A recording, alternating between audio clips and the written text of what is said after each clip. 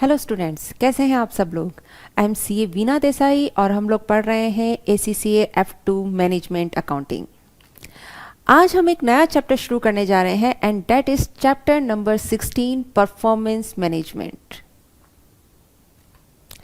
ये है इस परफॉर्मेंस मैनेजमेंट जो चैप्टर है उसका पूरा ओवरव्यू। यहाँ पर इस चैप्टर में हम लोग सबसे पहले वेरियस टेक्निक्स पढ़ेंगे परफॉर्मेंस मेजरमेंट की। ओके ये टेक्निक्स कुछ फाइनेंशियल होंगी, कुछ हम नॉन फाइनेंशियल टेक्निक्स पढ़ेंगे। इसके अलावा दो और टेक्निक्स हैं जैसे balanced score card and benchmarking. तो हम ये सारी टेक्निक्स पढ़ेंगे। ये टेक्निक्स पढ़ने के बाद हम देखेंगे कि अलग अलग जो सेक्टर्स होते हैं बिजनेस के, जैसे manufacturing sector, service sector, non profit organisation या डिविजनल सेक्टर, इन सेक्टर्स में परफॉर्मेंस मेजरमेंट कैसे किया जाता है। ओके सो इस पूरे चैप्टर में हम ये सब करने वाले हैं। नाउ सबसे पहले तो हम ये देखते हैं कि परफॉर्मेंस मेजरमेंट होता क्या है। What is performance measurement. देखिए सबसे पहले हम अपनी बात करते हैं। ओके जैसे आप लोग हैं, आप लोग इतनी स्टडीज़ कर रहे हैं, अब ये स्टडीज़ कर रहे हैं, आप इतनी क्लासेस ले रहे हैं, रेगुलर स्टडीज़ कर रहे हैं। अब आपकी परफॉर्मेंस मेज़र कैसे होगी कि आपने जो स्टडीज़ की है वो प्रॉपरली है या नहीं है, ये कैसे मेज़र करेंगे। तो उसके लिए क्या क्राइटेरिया है, उसके लिए आपके लिए क्राइटेरिया है एग्जाम्स, एग्जाम के रिजल्ट। तो जो आप थ्रू आउट द ईयर पढ़ रहे हैं, इतनी स्टडीज कर रहे हैं, इतनी क्लासेस ले रहे हैं, उसकी परफॉर्मेंस आपने प्रॉपरली पढ़ा है कि नहीं पढ़ा है, आपकी परफॉर्मेंस रिमार्केबल है या नहीं है, ये हमें कैसे मालूम पड़ेगा, आपके एग्जाम रिजल्ट से। आपका एग्जाम रिजल्ट आएगा जब आपने मिनिमम मार्क्स स्कोर करेंगे और आप अपना ये पेपर क्लियर करेंगे, तब आपकी परफॉर्मेंस कि हाँ आपकी performance up to the mark है। तो ये क्राइटेरिया है आपके एग्जाम रिजल्ट का।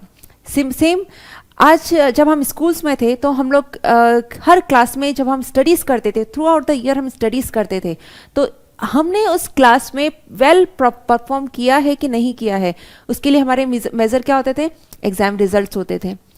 इसी तरह से जो वेरियस बिजनेस ऑर्गेनाइजेशन है थ्रू आउट द ईयर वो इतनी पूरी परफॉर्मेंस देती हैं। आपके एम्प्लॉयज़ होते हैं, मैनेजमेंट होता है, लोअर एम्प्लॉयज़ होते हैं, जो आपका बोर्ड ऑफ डायरेक्टर्स होते हैं, इन सब की परफॉर्मेंस कि इन्होंने वेल परफॉर्म किया है या नहीं किया है, इनकी परफॉर्मेंस हम कैसे मेज़र करेंगे वो इस चैप्टर में हम लोग देखने वाले हैं। सो performance measurement is the monitoring of budgets or targets against actual results to establish how well the business and its employees are functioning as a whole and as an individual। कि आपका जो business है, business और उसके जो employees हैं, business और जो उसके एम्प्लॉयज़ हैं वो प्रॉपरली फंक्शनिंग कर रहे हैं या नहीं कर रहे हैं।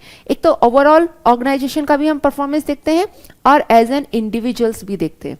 किस तरीके से देखते हैं, हम कंपेयर करते हैं एक्चुअल और बजटेड को, और कई सारे और क्राइटेरिया भी होते हैं। सेम यही टेक्निक अभी इससे पहले वाले चैप्टर में हमने करी थी स्टैंडर्ड कॉस्टिंग में। स्टैंडर्ड कॉस्टिंग में भी क्या था, वेरिएंस एनालिसिस क्या था। वेरिएंस एनालिसिस में भी हमने क्या करा था, जो बजटेड फिगर थे उनको एक्चुअल फिगर से कंपेयर किया था। ओके और ये क्या था, परफॉर्मेंस मेजरमेंट करने का ही एक तरीका था। तो it is one of the technique of performance measurement.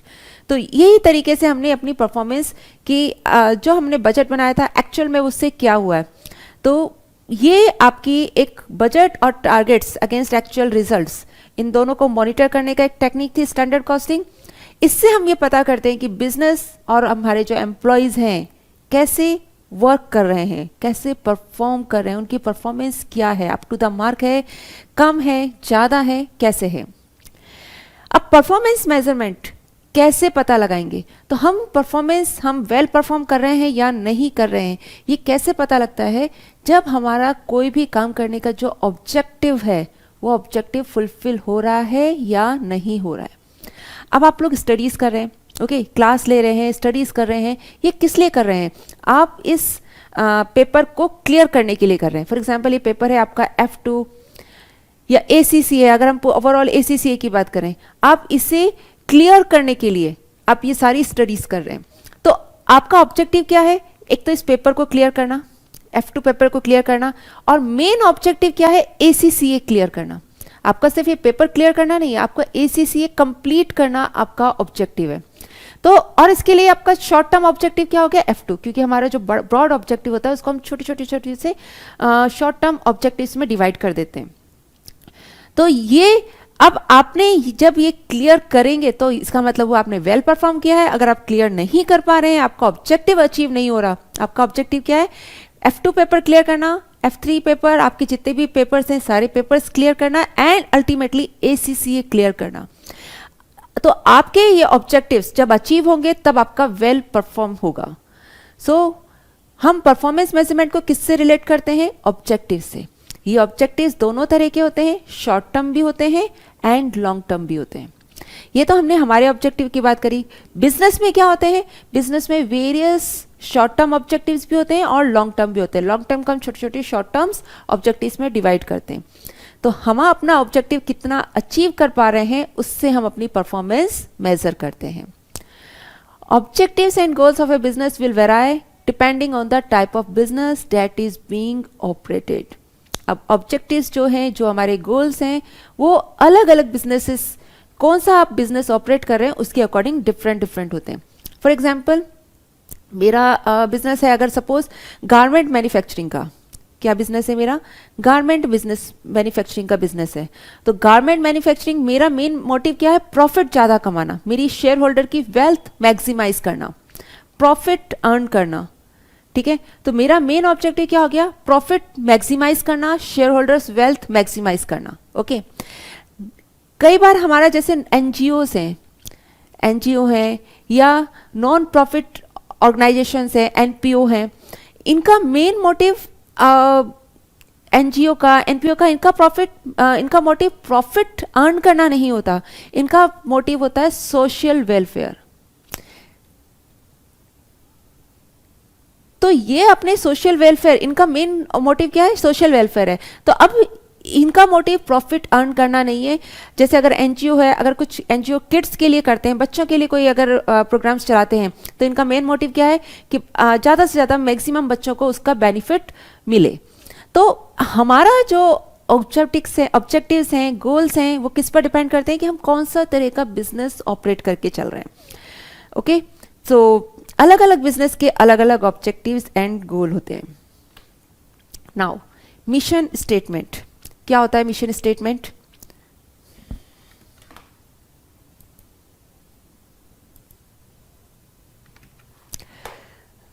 Her organisation का कोई मिशन और विजन होता है, क्योंकि आप कोई भी बिजनेस ऑपरेट कर रहे हैं तो सबसे पहले आपका विजन और मिशन क्लियर होना चाहिए। और विजन और मिशन एक बार क्लियर होते हैं, उस मिशन को हम वेरियस ऑब्जेक्टिव्स, हमारे जो मिशन को हम वेरियस छोटे छोटे ऑब्जेक्टिव्स में, शॉर्ट टर्म ऑब्जेक्टिव्स में डिवाइड करते हैं और उन्हें अचीव करने की कोशिश करते हैं। सो मिशन स्टेटमेंट, अब मिशन स्टेटमेंट के वेरियस डिफरेंट एलिमेंट होते हैं। हमारी परफॉर्मेंस मेजर कैसे होगी कि हम लोग वेल परफॉर्म कर रहे हैं जब हम अपना मिशन अचीव कर पाएंगे।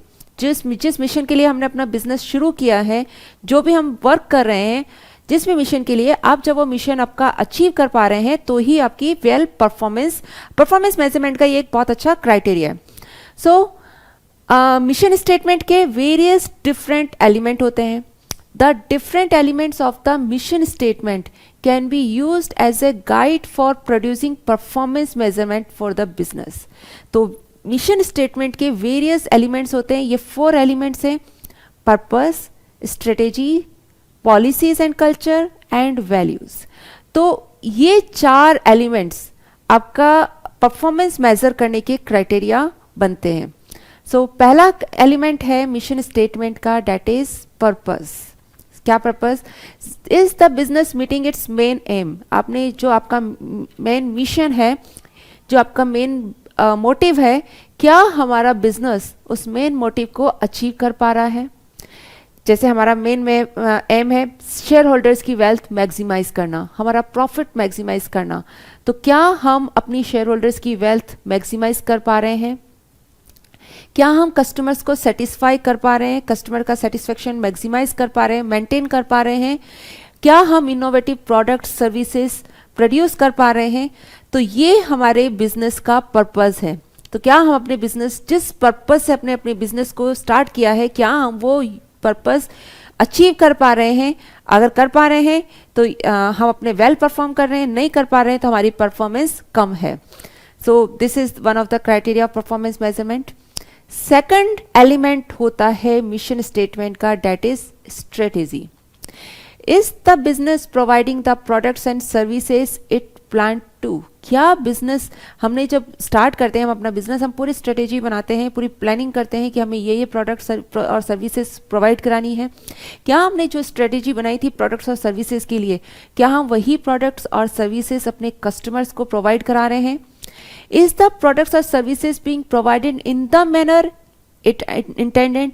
और क्या उसी मैनर में करवा रहे हैं जिस मैनर में हमने पूरा प्लान किया था, स्ट्रेटेजी बनाई थी?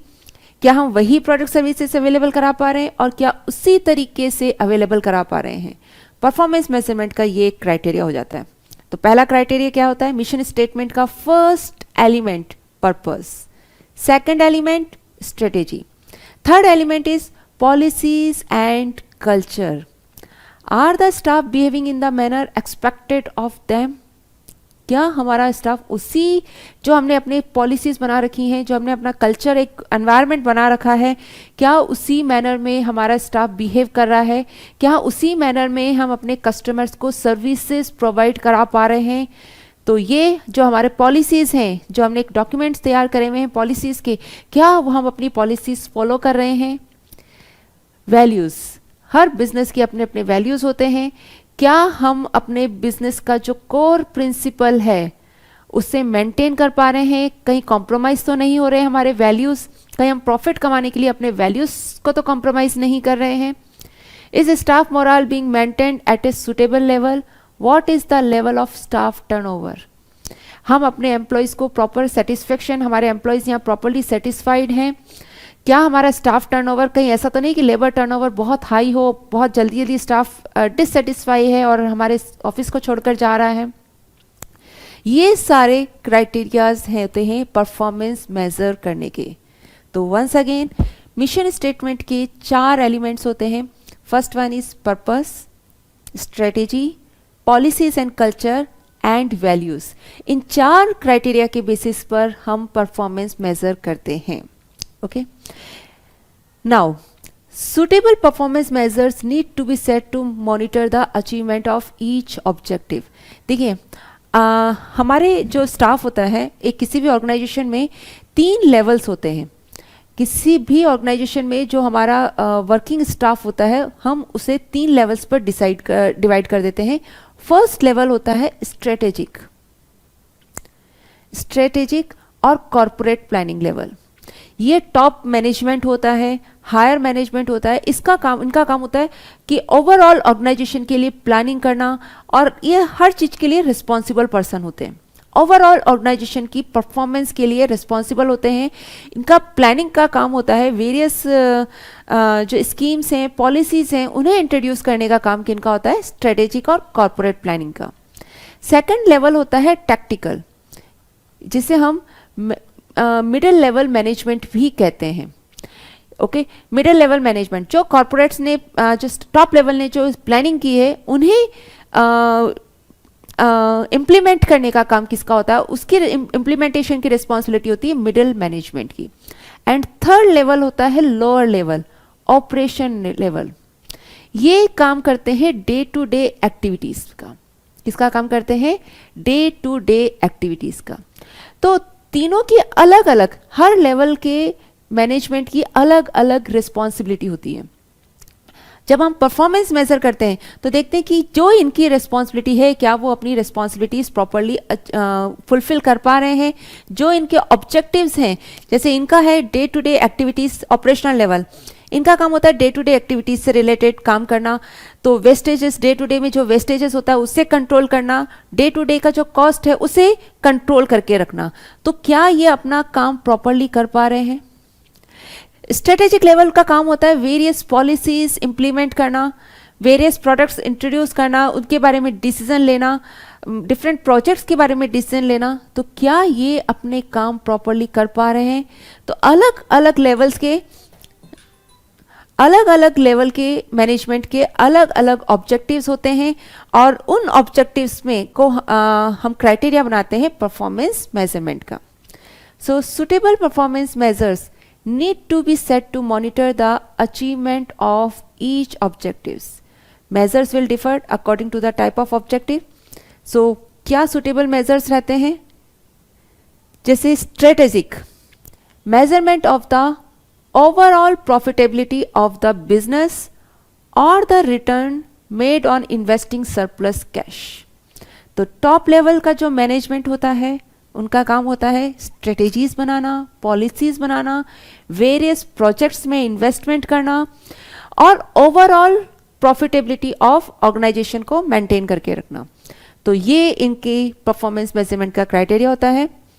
ठीक है, overall profitability of the business और the return made on investing surplus cash. तो इनके लिए हम रिटर्न ऑन इन्वेस्टमेंट देखते हैं, return on sales produced monthly, ये सारे इनके परफॉर्मेंस मेजरमेंट के क्राइटेरिया होते हैं. Second, middle level management. Tactical management, comparison of actual cost and revenues with the budgeted cost and revenues for each business unit or department. For example, sales manager है. अब sales manager का क्या काम है कि जो उसको बजटेड टारगेट्स हैं उस और एक्चुअल जो उसने परफॉर्म किया दोनों में वो कंपैरिजन करके देखते हैं. हम उनकी अगर हमें सेल्स मैनेजर की परफॉर्मेंस देखनी है कि उसकी performance up to the mark है या नहीं है, तो हम क्या करेंगे, जो हमने बजट डिसाइड किया और बजट के अकॉर्डिंग जो उसकी परफॉर्मेंस आई है, एक्चुअल जो रिजल्ट्स हैं, दोनों को हम कंपेयर करके देखेंगे. तो ये क्राइटेरिया हो गया टैक्टिकल मैनेजमेंट का. इसके अलावा जैसे प्रोडक्शन मैनेजर है, तो प्रोडक्शन मैनेजर उसके लिए आप क्या देखेंगे कि उसका जो टारगेट्स था प्रोडक्शन का, बजटेड था और एक्चुअल था, उन दोनों में कंपैरिजन करके हम उसकी परफॉर्मेंस मेजर करेंगे. So actual profits compare to budgeted produced monthly. तो टैक्टिकल के लिए ये हमारा क्राइटेरिया हो गया परफॉर्मेंस मेजरमेंट का. थर्ड हो गया ऑपरेशनल मैनेजमेंट. ये लोअर स्टाफ होता है, डे टू डे एक्टिविटीज से रिलेटेड होता है. तो इनका डे टू डे के टारगेट्स इन्हें अचीव करने होते हैं. इनके लिए हम मंथली या एनुअली देखते हैं, यहाँ पर हमें डे टू डे का देखना होगा. फॉर एग्जाम्पल सेल्स मैनेजर का तो हमने देख लिया कि उसको इतना बजटेड टारगेट्स दिया था और उसने वो अचीव किया या नहीं किया.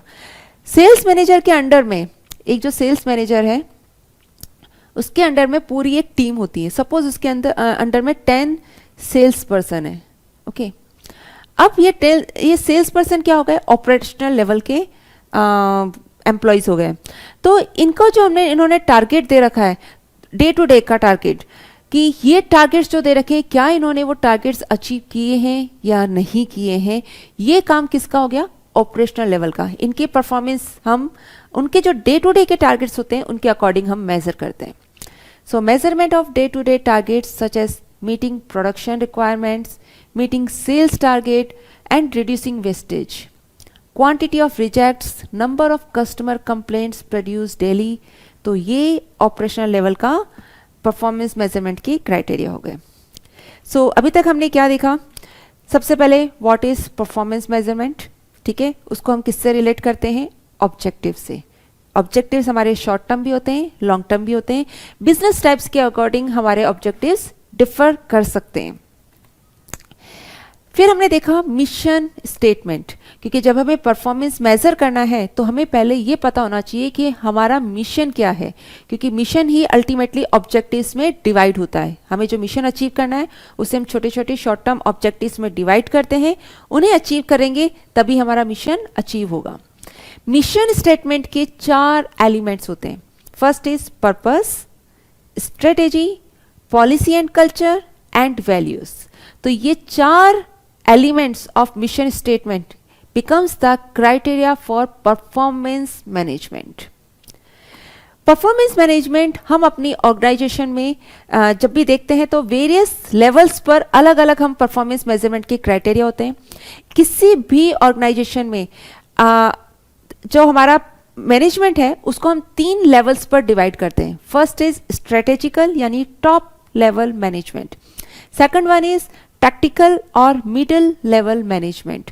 थर्ड इज ऑपरेशनल और लोअर लेवल मैनेजमेंट. तीनों लेवल्स के अलग अलग रिस्पॉन्सिबिलिटीज होती हैं, अलग अलग उनके ऑब्जेक्टिव्स होते हैं. फॉर एग्जाम्पल स्ट्रेटेजिक लेवल का काम होता है, उनकी रिस्पॉन्सिबिलिटी होती है इन्वेस्टमेंट करना, प्रॉफिटेबिलिटी, ओवरऑल ऑर्गेनाइजेशन का प्रॉफिटेबिलिटी देखना, वेरियस स्ट्रेटेजिक डिसीजंस लेना. तो उनकी परफॉर्मेंस मेजरमेंट के लिए क्राइटेरिया भी उसी लेवल पर देखा जाता है. मिडिल लेवल का काम होता है कि एनुअल जो उनका हमने बजट्स तैयार करके दिया है, जैसे सेल्स मैनेजर है तो सेल्स मैनेजर का जो एनुअल टारगेट है वो क्या उसने अचीव किया या नहीं किया, ये परफॉर्मेंस मेजरमेंट का मिडिल लेवल के मैनेजमेंट के परफॉर्मेंस मेजरमेंट का क्राइटेरिया बनता है. ऑपरेशनल लेवल का काम होता है डे टू डे एक्टिविटीज से. तो डे टू डे के उनके टारगेट्स को हम डे टू डे परफॉर्मेंस से जो उन्होंने एक्चुअली परफॉर्म किया उससे कंपेयर करके उनकी परफॉर्मेंस मेजर करते हैं. So which of the followings are elements of mission statement. अभी हमने देखा मिशन स्टेटमेंट के 4 एलिमेंट्स होते हैं, purpose, strategy, values and culture. चारों के चारों ही होते हैं. So all of them. Now हमने जब अभी इस परफॉर्मेंस मेजरमेंट का जब इंट्रोडक्शन लिया था तभी हमने देखा था कि वेरियस टाइप की बिजनेस के अलग अलग ऑब्जेक्टिव्स होते हैं. फॉर एग्जाम्पल अगर कोई हमारा प्रॉफिट ऑर्गेनाइजेशन है तो उसका काम होता है maximisation of share holders wealth. लेकिन अगर वही एनजीओ है या नॉन प्रॉफिट ऑर्गेनाइजेशन है तो उनका काम होता है सोशल वेलफेयर. उनका ऑब्जेक्टिव रहेगा जैसे सोशल वेलफेयर या जो लिमिटेड उनका बजट है उसके अंडर में उनको अपने ऑब्जेक्टिव्स अचीव करना. तो different different organisation different different business के अलग अलग ऑब्जेक्टिव्स होते हैं और अकॉर्डिंगली उनके परफॉर्मेंस मेजरमेंट के लिए क्राइटेरिया भी डिफरेंट होते हैं. So there are many different types of business which can broadly be placed into one of the following groups and each of these business sectors will have different objectives. So different type के business होते हैं जिन्हें हम अलग अलग groups में divide कर देते हैं और इनके अलग अलग ऑब्जेक्टिव्स होते हैं. फॉर एग्जाम्पल मैन्युफैक्चरिंग सेक्टर है तो मैन्युफैक्चरिंग सेक्टर का क्या काम होता है कि कॉस्ट ऑफ प्रोडक्ट, अगर हम किसी चीज़ की मैन्युफैक्चरिंग कर रहे हैं तो हमारा क्या रहता है कि कॉस्ट ऑफ प्रोडक्ट मेंटेन रहे. ठीक है, तो उसे रिड्यूस करने की कोशिश करते हैं क्वालिटी मेंटेन करते वक्त. सर्विस प्रोवाइडर, अगर हमारा सर्विस प्रोवाइडर है तो हमारी कोशिश रहती है कि हम अपनी सर्विसेज की क्वालिटी को इम्प्रूव करें. एनपीओ है नॉन प्रॉफिट ऑर्गेनाइजेशन, तो इनकी ऑब्जेक्टिव होता है कि to meet the demands of the customer. Public sector organisation है to stay with in a tight budget, जो उनको बजट दिया हुआ उसी के अंदर अपनी सारी एक्टिविटीज परफॉर्म करना. तो अलग अलग सेक्टर्स के लिए अलग अलग ऑब्जेक्टिव्स होते हैं. Each business will need to monitor the performance of their objectives to ensure they are able to succeed in their chosen field but which will face their own difficulties in deciding on appropriate measure to use.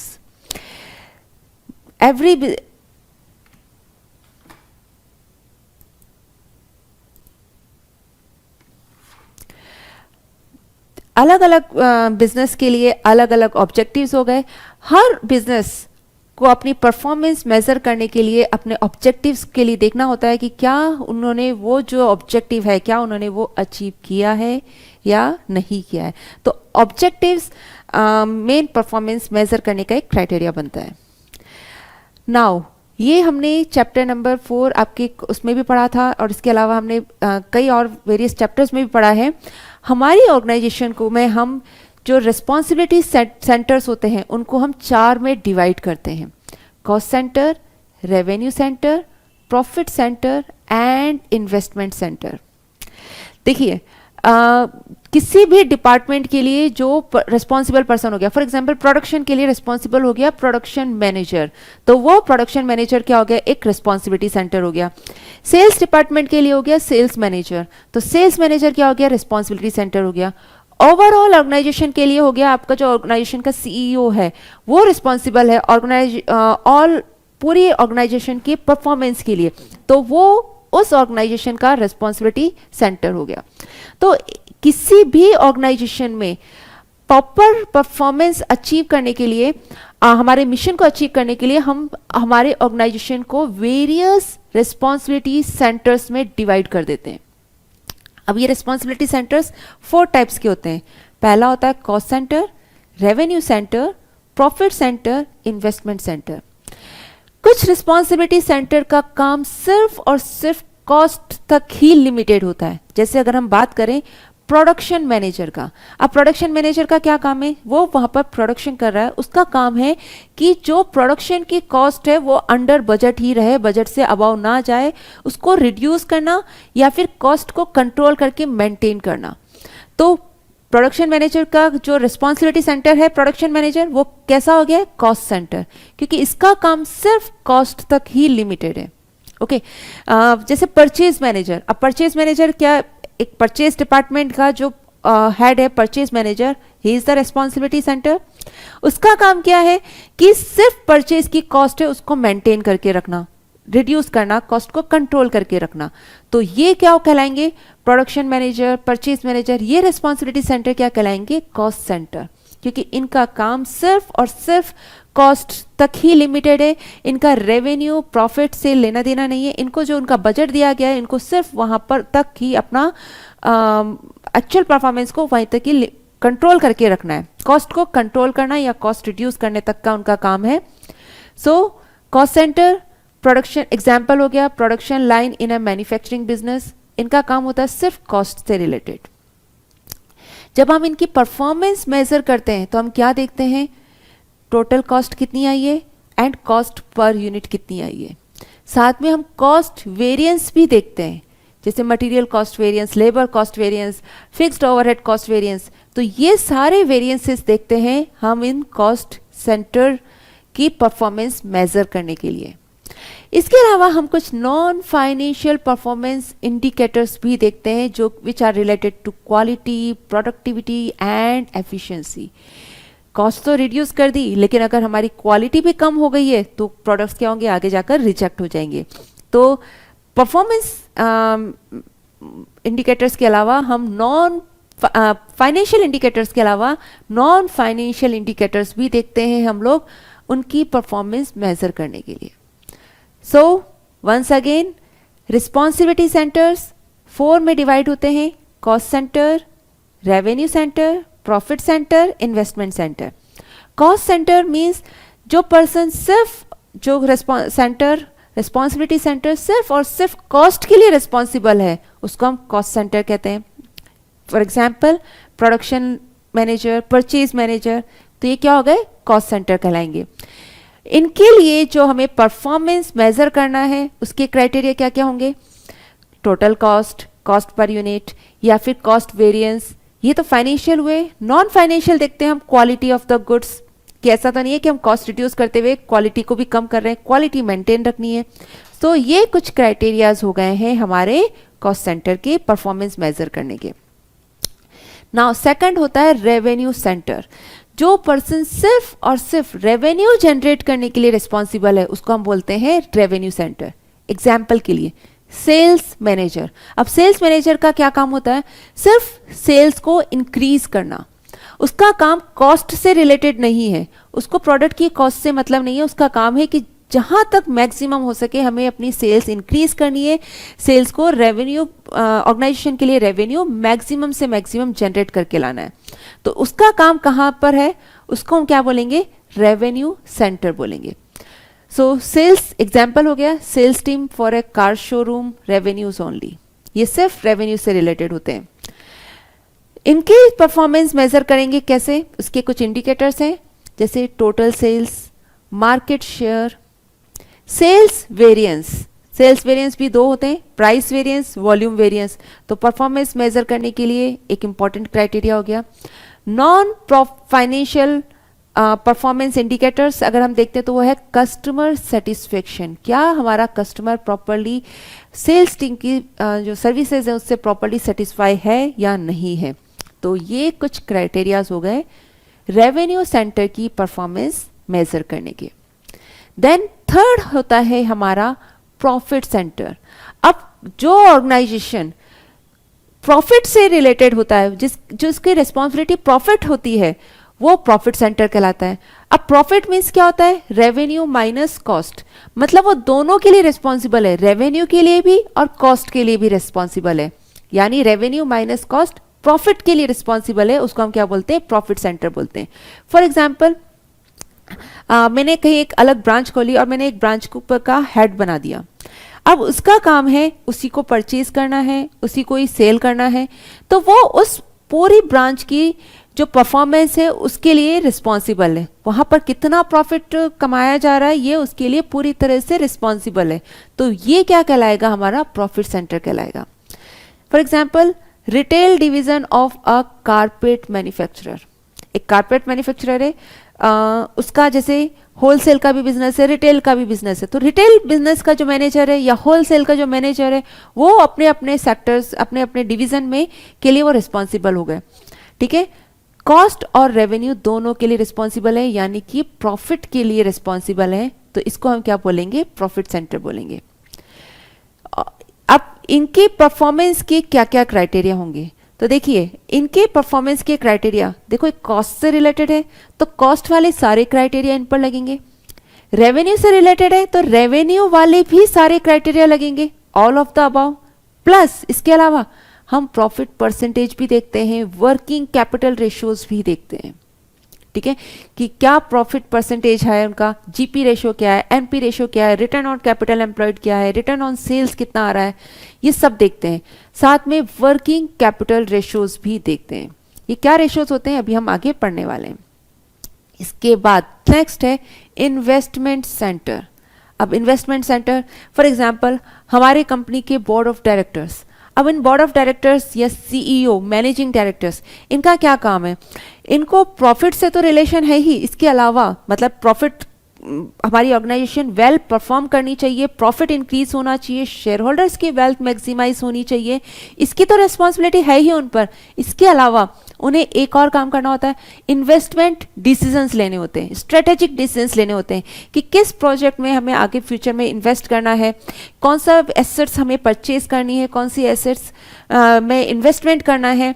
ये सारे decision भी कौन लेता है, top level का management ले रहा है। तो ये क्या कहलाएंगे, इन्वेस्टमेंट सेंटर कहलाएंगे। तो इन्वेस्टमेंट सेंटर का काम कॉस्ट, रेवेन्यू, प्रॉफिट ये तो होता ही है, साथ में जो कमा रहे हैं, जो इन्वेस्टमेंट है उससे रिलेटेड डिसीजन भी कौन लेता है, इन्वेस्टमेंट सेंटर।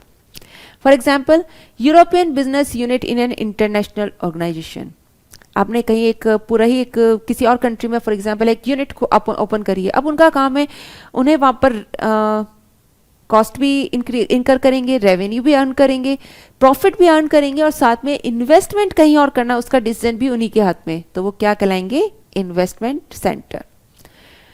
तो इनका काम होता है cost, revenues, authority to invest in new assets and dispose of old one, तो इनका सारा ही काम होता है। परफॉर्मेंस क्राइटेरिया क्या क्या रहेंगे इनके लिए, all of the above. All of the above means देखो कॉस्ट वाली तो इनकी रिस्पॉन्सिबिलिटी है, तो कॉस्ट वाले तो रहेंगे ही, रेवेन्यू वाले भी रहेंगे, प्रॉफिट वाले भी रहेंगे, प्लस इनके लिए हम रिटर्न ऑन इन्वेस्टमेंट भी देखेंगे एंड रेजिडुअल इनकम भी देखेंगे। तो ये सारे क्राइटेरिया हो गए हैं परफॉर्मेंस मेजर करने के लिए वेरियस रिस्पॉन्सिबिलिटी सेंटर्स के। क्या होता है रिटर्न ऑन इन्वेस्टमेंट, क्या होता है रेजिडुअल इनकम, ये भी हम आगे करने वाले हैं। नाउ अब हमने ये तो देख लिया कि वेरियस रिस्पॉन्सिबिलिटी सेंटर्स हो रहे हैं, वेरियस लेवल की जो मैनेजमेंट है जैसे strategic, tactical, operational level management, इन सब की हम परफॉर्मेंस किस तरह से मेजर करेंगे, क्या क्या परफॉर्मेंस क्राइटेरिया होंगे। लेकिन जब भी हम परफॉर्मेंस मेजरमेंट करते हैं तो कुछ ऐसे फैक्टर्स होते हैं विच इज बियॉन्ड कंट्रोल होते हैं, जो हमारी परफॉर्मेंस को अफेक्ट करते हैं। ये फैक्टर्स होते हैं एक्सटर्नल फैक्टर्स, जो किसी भी सेंटर की, रिस्पॉन्सिबिलिटी सेंटर की परफॉर्मेंस को भी अफेक्ट करते हैं एंड बियॉन्ड कंट्रोल होते हैं। ओके जैसे एक्सटर्नल फैक्टर्स में be an important influence on an organisation's ability to achieve objectives. तो ऑर्गेनाइजेशन की जो एबिलिटी है अपने ऑब्जेक्टिव्स को अचीव करने की, या वेरियस रिस्पॉन्सिबिलिटी सेंटर्स की जो एबिलिटी है अपने ऑब्जेक्टिव्स को अचीव करने की, उनको अफेक्ट करने वाले जो फैक्टर्स होते हैं, जो बियॉन्ड कंट्रोल होते हैं, एक्सटर्नल होते हैं, वो एक्सटर्नल फैक्टर्स कहलाते हैं। जैसे market conditions, government policies which will be outside the control of the organisation. अब गवर्नमेंट क्या पॉलिसी बना रही है it is not in my control. तो गवर्नमेंट की पॉलिसी की वजह से हमारी परफॉर्मेंस अगर अफेक्ट होती है या मार्केट में जो कंडीशंस चल रही हैं उसकी वजह से अगर हमारी परफॉर्मेंस अफेक्ट होती है तो ये बियॉन्ड कंट्रोल होते हैं। किसी भी रिस्पॉन्सिबिलिटी सेंटर की परफॉर्मेंस मेजर करते वक्त हमें इन एक्सटर्नल फैक्टर्स को भी कंसीडर करना चाहिए। इसके लिए एक एग्जांपल देखिए, economic and market conditions. External factors कौन कौन से हो सकते हैं? पहला होता है economic and market conditions, government regulations. तो सबसे पहले देखिए इकोनॉमिक एंड मार्केट कंडीशंस कैसे हमारी परफॉर्मेंस को अफेक्ट करती है। जैसे हमारी सेल्स टीम है, अब सेल्स टीम का काम क्या है? अपनी सेल्स को अच्छे से इंक्रीज करना। तो जितनी ज़्यादा वो सेल्स, जो उनका बजटेड टारगेट है, उससे जितना ज़्यादा वो अपना सेल्स इंक्रीज करेंगे, परफॉर्मेंस हम मेज़र करने का वो एक क्राइटेरिया हो गया कि वो बजटेड टारगेट को अचीव कर पा रहे हैं या नहीं कर पा रहे हैं। ओके, अब अगर हमारा कोई कॉम्पिटिटर है और उस कॉम्पिटिटर ने अपनी प्राइस रिड्यूस कर दी, ध्यान दीजिए, उसने क्या किया? अपनी सेलिंग प्राइस रिड्यूस कर दी। हमारा कॉम्पिटिटर है, प्रोडक्ट को हमारे कंपटीशन में रखा हुआ है उसने, और उसने अपनी सेलिंग प्राइस, अपने प्रोडक्ट की सेलिंग प्राइस डिक्रीज कर दी। क्या उसका इम्पैक्ट हमारे वाले प्रोडक्ट पे पड़ेगा? ऑफ कोर्स पड़ेगा। देखिए, उसने अपनी एक प्रोडक्ट की, जो हमारा कॉम्पिटिटर है, सेम प्रोडक्ट वो मार्केट में सेल कर रहा है, उसने अपनी प्राइस रिड्यूस करी, तो क्या होगा? हमारा जो कस्टमर है उनमें से कुछ कस्टमर बेस कॉम्पिटिटर्स के पास चल जाएगा और अल्टीमेटली क्या होगा? हमारी सेल्स डिक्रीज हो जाएगी। ये कंडीशन क्या है? बियॉन्ड द कंट्रोल ऑफ जो हमारी रेवेन्यू सेंटर है उसके बियॉन्ड कंट्रोल है। ओके, तो जब हम उसकी परफॉर्मेंस मेजर करेंगे तब हमें ये वाला क्राइटेरिया भी परफॉर्मेंस मेजरमेंट के वक्त ध्यान में रखना जरूरी है। बहुत सारी इकोनॉमिक और मार्केट कंडीशंस होती हैं जिसकी वजह से हमारी परफॉर्मेंस पर भी इम्पैक्ट आता है। तो जब भी हम किसी भी रिस्पॉन्सिबिलिटी सेंटर की या किसी भी लेवल ऑफ द मैनेजमेंट की जब हम परफॉर्मेंस मेजर करते हैं तो इन कंडीशंस को भी ध्यान में रखते हैं। तो इसी के बारे में यह है, देखिए रीड करते हैं। Any performance measure that is used by a business will need to be flexible to allow for peaks and troughs in economic and market conditions that are beyond the control of the business or the specific employee or manager. For example, demand may decrease if a competitor reduces its price or launches a successful advertising campaign. तो इसकी वजह से क्या होगा? हमारी sales decrease हो सकती है। तो जब हम अपने रेवेन्यू सेंटर की परफॉर्मेंस मेजर करेंगे तब हमें ये फैक्ट भी ध्यान में रखकर उसकी परफॉर्मेंस को मेजर करना होगा। नाउ सेकंड है गवर्नमेंट रेगुलेशंस। ये भी एक एक्सटर्नल फैक्टर है। अब गवर्नमेंट अपनी पॉलिसीज, गवर्नमेंट की पॉलिसीज की वजह से अगर हमारी परफॉर्मेंस पर एडवर्स इंपैक्ट या फेवरेबल इंपैक्ट आ रहा है, परफॉर्मेंस मेजर करते वक्त हमें उस पॉइंट को भी ध्यान में रखना होता है। जैसे टैक्सेशन, फॉर एग्जाम्पल गवर्नमेंट ने टैक्स लगा दिया अल्कोहल पर या पेट्रोल पर, अगर इस पर टैक्स इंक्रीज कर दिया तो इन पर टैक्स के इंक्रीज होते ही हमारे परफॉर्मेंस पर भी इम्पैक्ट आएगा। तो जब हम अपना परफॉर्मेंस मेजर करेंगे तो उस वक्त हमें इस फैक्टर को भी ध्यान में रखना होगा।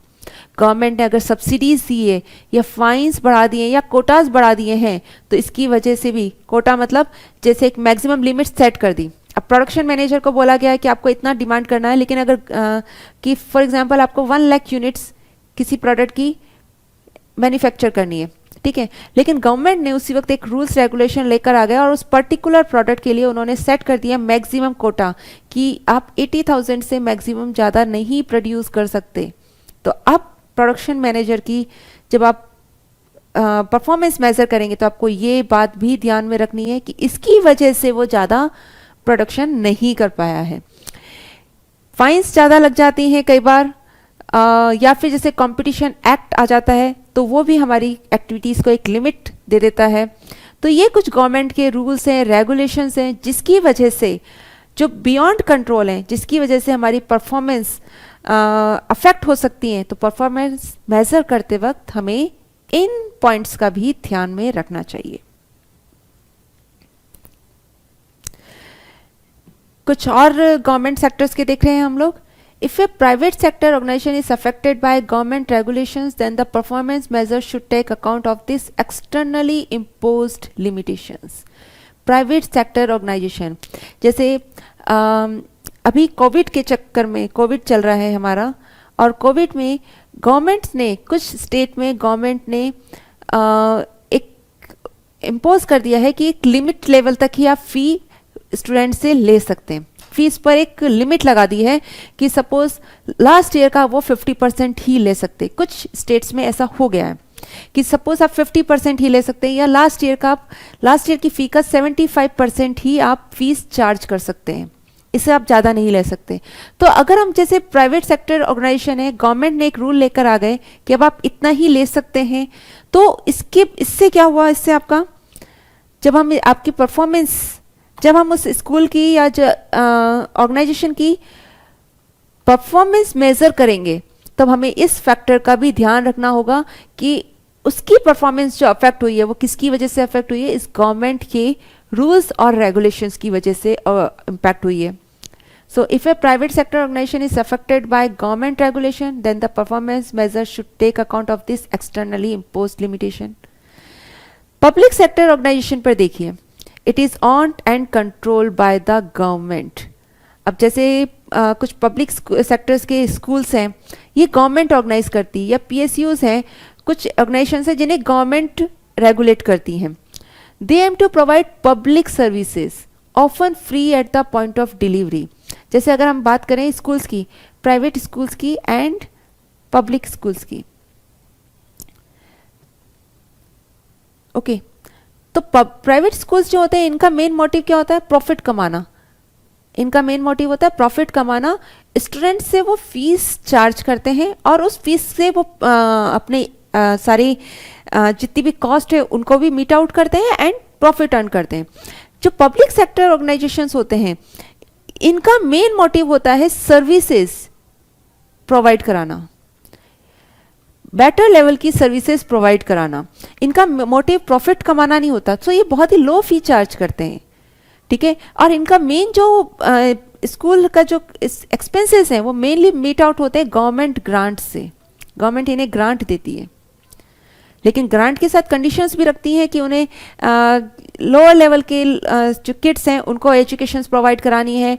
जो अफोर्ड नहीं कर सकते हैं उन्हें बेटर क्वालिटी की सर्विसेज प्रोवाइड करानी है, एजुकेशंस प्रोवाइड करानी है.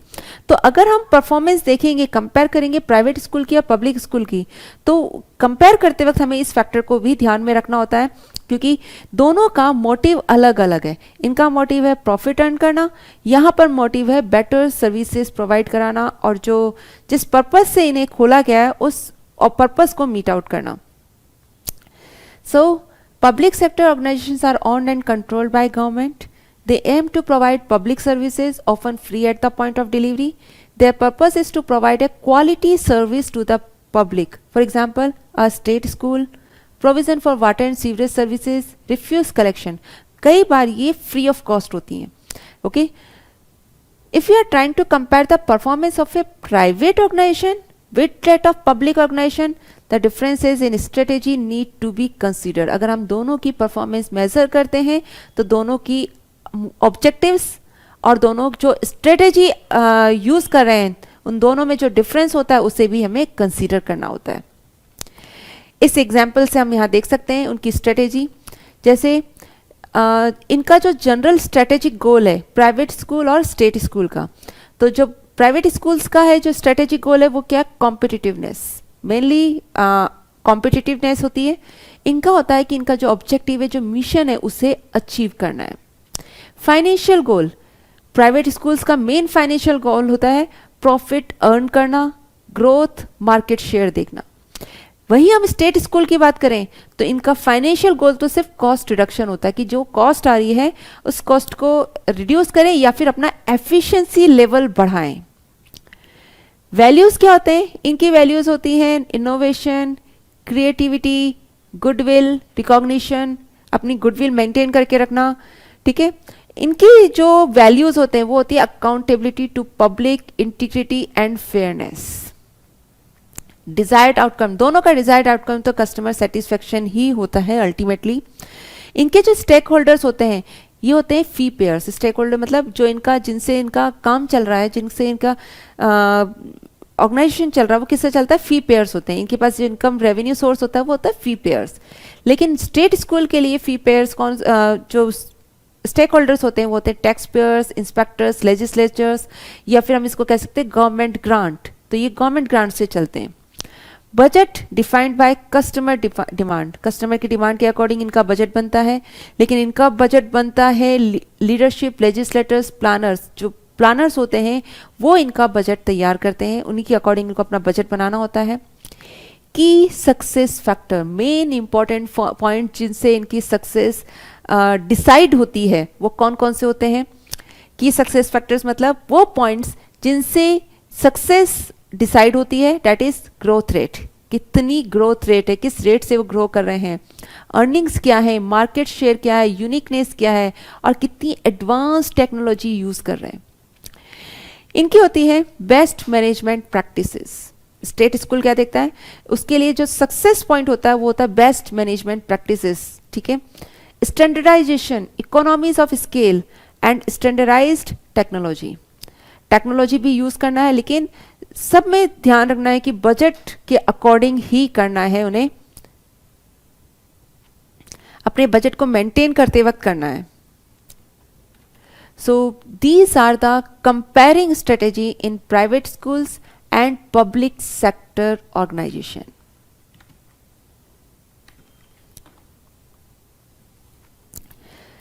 ओके, सो आज हमने क्या क्या देखा है हमारे इसमें? सबसे पहले हमने देखा परफॉर्मेंस मेजरमेंट का मीनिंग, क्या होता है परफॉर्मेंस मेजरमेंट। देन हमने देखा मिशन स्टेटमेंट के वेरियस एलिमेंट्स। तो 4 एलिमेंट्स होते हैं मिशन स्टेटमेंट के। First one is purpose, strategy, policy and cultures and values. Then performance measurement जब भी हम करते हैं किसी ऑर्गेनाइजेशन में, तो डिफरेंट लेवल ऑफ मैनेजमेंट के लिए अलग अलग परफॉर्मेंस क्राइटेरिया होते हैं। हमारा जो मैनेजमेंट होता है वो 3 लेवल पर होता है। एक होता है strategic, tactical and lower level यानी ऑपरेशनल लेवल मैनेजमेंट। तीनों के लिए अलग अलग परफॉर्मेंस मेजरमेंट के क्राइटेरिया होते हैं। देन वेरियस टाइप के बिजनेस होते हैं, जैसे manufacturing, service provider, non profit organisations. तो इनके लिए अलग अलग ऑब्जेक्टिव्स होते हैं। एंड सिमिलरली जब अलग अलग ऑब्जेक्टिव्स होते हैं तो उनके परफॉर्मेंस के क्राइटेरिया भी अलग अलग होते हैं। देन हमने देखा रिस्पॉन्सिबिलिटी सेंटर। तो हमारे ऑर्गेनाइजेशन को हम वेरियस जो भी उसका वर्क है उसको अलग अलग पर्सन्स को हम रिस्पॉन्सिबिलिटी दे देते हैं उसकी, और उसको कहते हैं हम रिस्पॉन्सिबिलिटी सेंटर्स। तो जो हमारे रिस्पॉन्सिबिलिटी सेंटर्स होते हैं उसको हम 4 में डिवाइड करते हैं। First one is cost centre, revenue centre, then profit centre and investment centre. Cost centre का काम सिर्फ कॉस्ट से रिलेटेड होता है, ओके।